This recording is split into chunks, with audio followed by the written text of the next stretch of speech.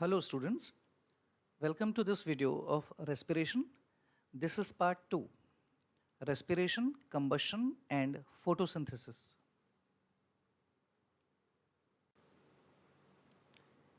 इस वीडियो में हम देखने वाले हैं रेस्पिरेशन और फोटोसिंथेसिस में क्या डिफरेंस होता है। इसके पहले जो पार्ट था उसमें आपने पढ़ा था न्यूट्रिशन में फोटोसिंथेसिस, और यहाँ हम देखेंगे रेस्पिरेशन। नियरली अपोजिट रिएक्शंस होते हैं।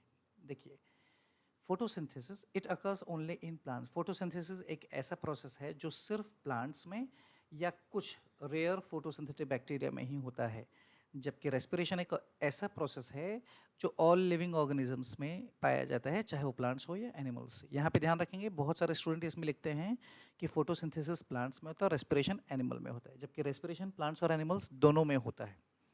Second point is takes place in the presence of sunlight. Photosynthesis के लिए लाइट ज़रूरी है, सनलाइट की प्रेजेंस में होता है, जबकि रेस्पिरेशन के लिए लाइट की कोई ऐसी ज़रूरत नहीं है। It takes place throughout the day. Photosynthesis occurs in chloroplast and is dependent on light. ये क्लोरोप्लास्ट में होता है, सेल के अंदर हमने पढ़ा, और ये लाइट पर डिपेंडेंट होता है, जबकि एरोबिक रेस्पिरेशन वो सेल के अंदर साइटोप्लाज्म में होता है, और साइटोप्लाज्म में भी एक ऑर्गेनेल पाया जाता है, दैट इज माइटोकॉन्ड्रिया, और इसका लाइट से कोई लेना देना नहीं है। It is independent of light. Fourth point of difference is raw materials. Photosynthesis के raw material carbon dioxide and water, जबकि रेस्पिरेशन जो है वो कार्बोहाइड्रेट्स और दूसरा ऑर्गेनिक सब्सटेंस को यूज़ करता है। मतलब आप ऐसे भी बोल सकते हैं, फोटोसिंथेसिस में जो एंड प्रोडक्ट्स होते हैं वो इसमें रॉ मटेरियल होते हैं। इन this process light energy is fixed in the form of chemical energy and stored in carbohydrates. जब फोटोसिंथेसिस होता है प्लांट में, तो लाइट एनर्जी जो होते हैं वो उसको प्लांट एब्जॉर्ब कर लेते हैं और उसको केमिकल एनर्जी के फॉर्म में कन्वर्ट करके स्टोर कर लेते हैं, जबकि रेस्पिरेशन में in this process chemical energy stored in the carbohydrates burns to release energy. इसमें जो ऑलरेडी कार्बोहाइड्रेट्स है बॉडी के अंदर वो बर्न होता है, जिससे एनर्जी रिलीज होगी।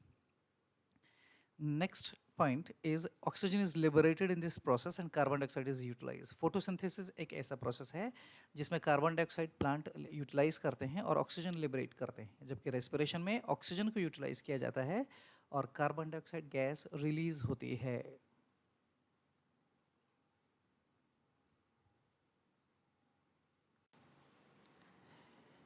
दूसरा जो डिफरेंस हम देखने वाले हैं इस वीडियो में वो है difference between respiration and combustion.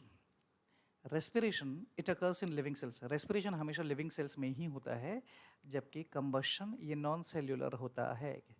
दूसरी चीज़, oxidation of food materials specially glucose to carbon dioxide and water is called respiration.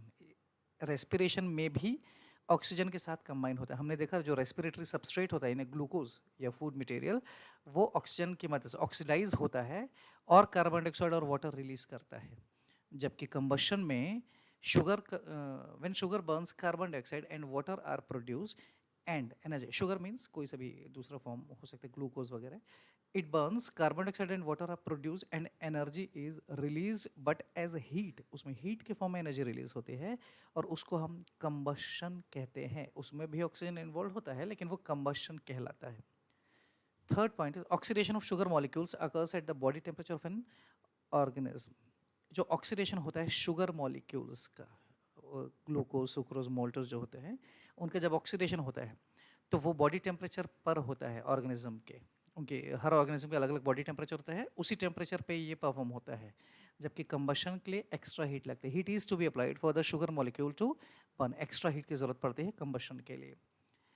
Respiration में एनर्जी रिलीज होती है but the energy is release in several stages, जबकि combustion में एक बार में ही the energy is release at once, और वो भी हीट के फॉर्म में। रेस्पिरेशन में सेवरल इंटरमीडिएट्स आर फॉर्म्ड, और भी बीच के कई स्टेप्स होते हैं, कुछ चीज़ें बनती है, जबकि कंबशन में ऐसा कुछ नहीं होता है, no intermediates are formed. Respiration में enzymes are required for oxidation. Oxidation करने के लिए एंजाइम्स की मदद भी इसमें लेनी होती है, दैट मीन्स एंजाइम्स ज़रूरी होते हैं ऑक्सीडेशन में, जबकि कंबशन में एंजाइम्स की कोई ज़रूरत नहीं होती है।